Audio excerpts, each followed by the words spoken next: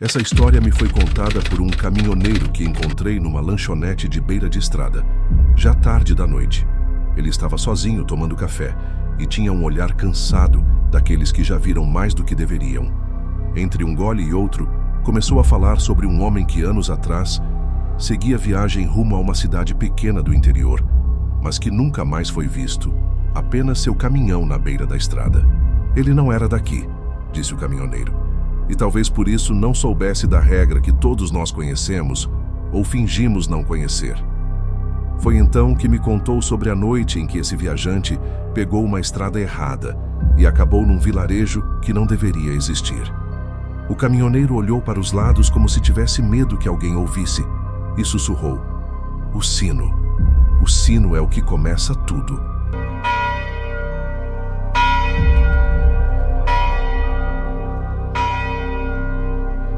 O caminhoneiro estava dirigindo para seu destino, quando de repente apareceu uma encruzilhada que não estava no mapa.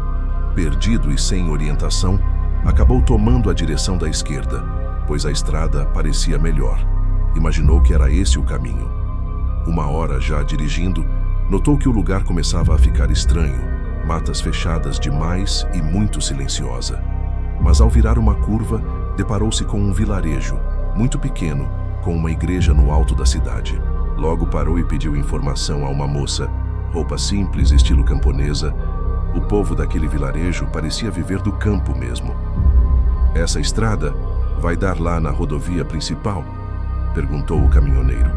A moça respondeu sim, mas seu semblante tinha algo estranho. Não parava de olhar o relógio, e em alguns minutos o sino da igreja tocou. "Vamos entrar. Não podemos ficar na rua", disse a moça assustada e muito nervosa. O homem, ainda confuso, tentou perguntar o motivo daquela pressa. Mas a mulher apenas abaixou a cabeça e, sem responder, correu para dentro de uma casa próxima, batendo a porta com força. O sino da igreja bateu 7 vezes. Um som metálico, pesado, ecoando entre as casas antigas e de madeira. A cada badalada parecia que o ar ficava mais frio e uma névoa começava a surgir entre as vielas. O viajante olhou em volta. As poucas pessoas que estavam do lado de fora largavam o que estavam fazendo e desapareciam pelas portas. Algumas fechavam as janelas com tábuas, como se esperassem uma tempestade, mas o céu estava limpo. Em poucos segundos, ele se viu sozinho. O vilarejo estava em silêncio absoluto, exceto pelo último ressoar do sino. Uma sensação estranha percorreu sua espinha. Não havia vento, mas as árvores à beira da rua balançavam como se algo pesado passasse por elas. Do outro lado da estrada, a igreja, alta de pedras escuras, parecia observá-lo. Foi então que ele notou. Na torre, ao lado do sino, havia uma figura. Não parecia um padre, nem um ser humano comum. A criatura se moveu lentamente, como se o tivesse visto.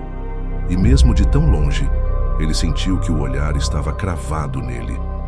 De repente, um sussurro ecoou por toda a rua vazia, sem que houvesse boca alguma para pronunciá-lo.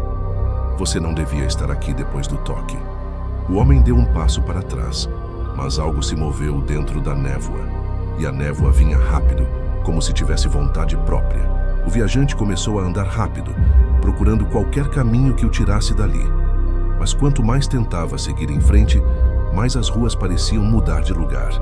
Ele jurava ter passado pelo mesmo beco 3 vezes, embora cada vez as casas parecessem mais velhas, como se décadas tivessem passado entre uma volta e outra. A névoa agora cobria metade do seu corpo, densa e fria, mas o frio não era normal. Parecia morder a pele. Foi então que ouviu passos. Não eram rápidos, mas ritmados, como alguém seguindo-o com calma, certo de que não precisaria correr. "Quem está aí?" ele gritou, tentando soar firme. Nenhuma resposta. Apenas o som dos passos, mais próximos. Ele entrou pela primeira porta destrancada que encontrou. O interior da casa era escuro, o ar pesado, cheirando a mofo. Fechou a porta e ficou em silêncio, tentando controlar a respiração. Então notou algo. A casa não estava vazia. No canto da sala, havia uma cadeira virada para a parede. Uma mulher muito magra estava sentada, os cabelos longos e negros cobrindo o rosto. Ela tremia. Você sabe como sair daqui? Ele perguntou. Ela levantou a mão lentamente e apontou para o teto. O homem, confuso, ergueu o olhar. O gesso estava rachado, e das rachaduras, um líquido escuro pingava no chão. Antes que ele pudesse dar um passo, a mulher falou com voz grave e arrastada, como se não fosse dela. Eles descem quando a névoa cobre tudo. Nesse instante, algo se moveu acima dele. Um som de garras arranhando madeira ecoou, e do teto, um rosto pálido e alongado se inclinou para baixo, sorrindo demais para ser humano. A porta atrás dele começou a bater sozinha, como se alguém ou algo tentasse entrar. O homem recuou, o coração disparado. A criatura pendurada no teto se moveu com um estalo seco, o pescoço virando mais do que deveria. Os olhos negros, sem pupilas, o seguiam como predadores seguem presas pequenas. Ele correu para a porta, ignorando os gritos distorcidos que agora vinham da mulher na cadeira. Gritos que soavam como vozes de várias pessoas falando ao mesmo tempo. Ao abrir a porta, a névoa já estava tão densa que mal via as próprias mãos. Mesmo assim, correu, mas não importava para onde ia. As ruas se repetiam, os becos se fechavam sozinhos atrás dele, e o som dos passos lentos continuava, às vezes à frente, às vezes ao lado. Foi quando viu a torre da igreja iluminada por uma luz amarelada, cortando a bruma. Era a única coisa visível. Sem pensar, correu para lá. A igreja estava cheia de bancos de madeira, todos ocupados por figuras imóveis.